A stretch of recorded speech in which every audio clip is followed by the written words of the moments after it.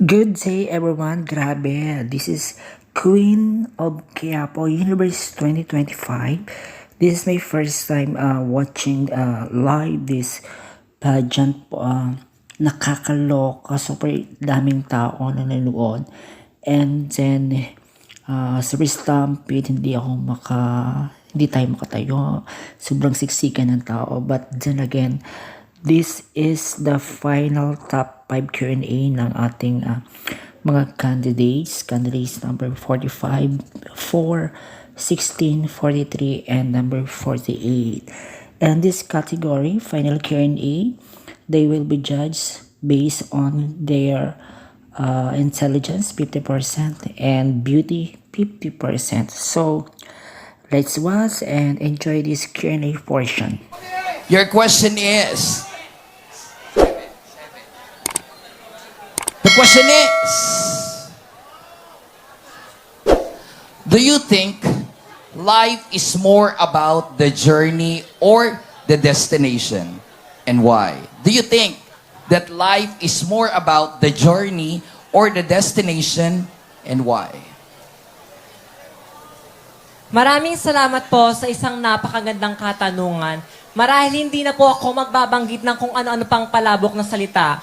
Para po sa akin, bilang sa 19 na taong pagbubuhay ko dito sa mundo, para po sa akin, ang buhay is a destination. Bakit kamo? Dahil bakit po natin sasabihin na ang buhay is more about journey? Maraming tao ang maraming nakakamit sa buhay nila, ngunit hindi sila pa rin masaya.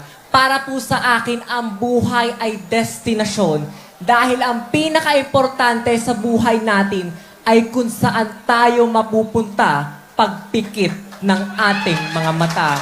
Kaya't lagi po nating pakakatandaan habang nabubuhay ka, gumawa ka ng tama. Because always remember that time is so past.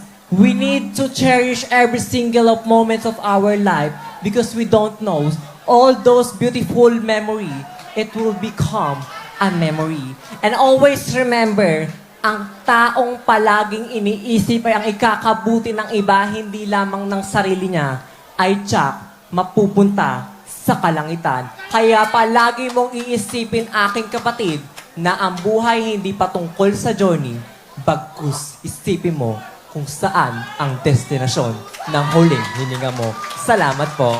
Okay, your question is number 11. Sige. In a world where dreams could come true instantly, how do you think people would value hard work? Again, in a world where dreams could come true instantly, how do you think people would value hard work? Ladies and gentlemen, I always believe that according to science, that to see is to believe. But according to myself, throughout my journey, to believe is to see. Working hard, fulfilling our dreams is one of the most important things that we can do in our life. Always remember, we are existing for a certain reason. We are existing not just because we became a certain individual, but we exist because we do have dreams to achieve. And these dreams should an inspiration towards each one another. But always remember, ladies and gentlemen, that life is cruel. Life is hard. Life is poor. That's the reality. But always inculcate to your mind that you may fail achieving your dreams.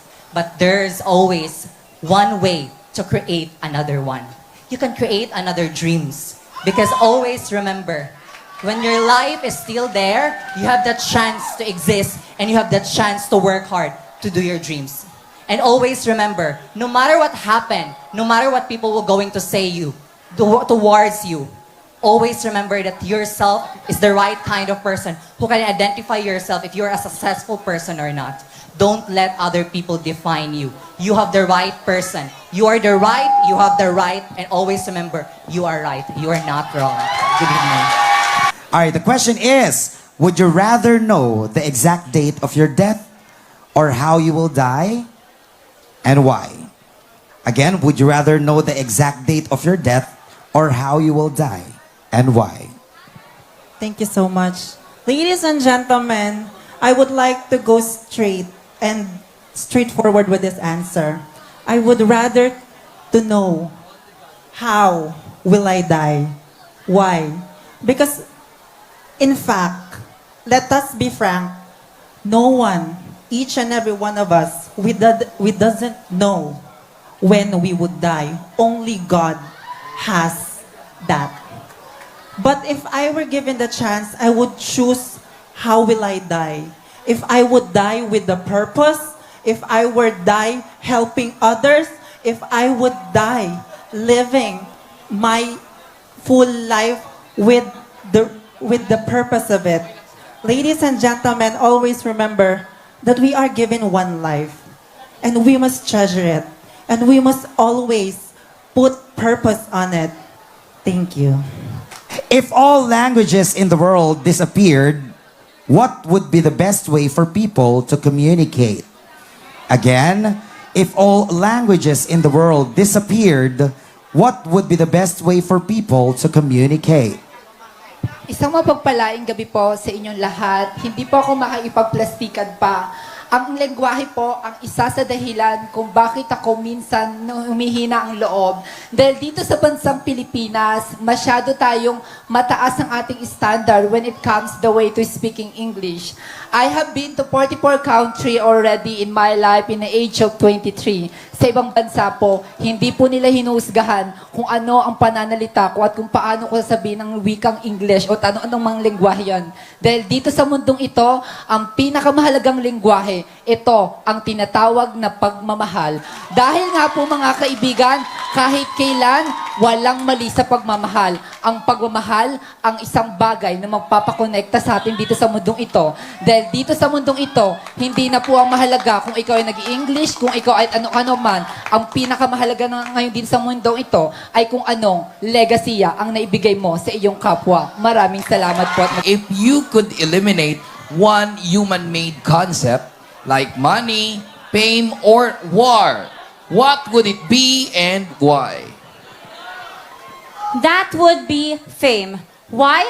Because without money, we were able to live without money already during the pre-Hispanic period or the older times. While for the war, it's really not good, not so much unlike fame. For me, I would like to eliminate fame. Why? Because last 2023, I consider it as my peak in pageantry, but a certain event happened, and that is private conversations of me were leaked online, and it really spreads like wildfire, and I cannot really go out of our home, and it really affected my family as well. But I would like to atone up to my mistake as well. That's why I was really blinded by fame during that time, because I chose fame over my friendship.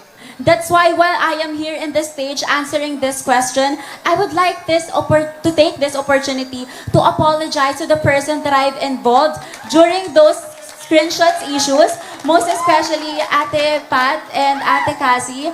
I hope it's not yet late, that I would like to prove to everyone that one's mistake does not define the totality of a person. Maraming salamat po.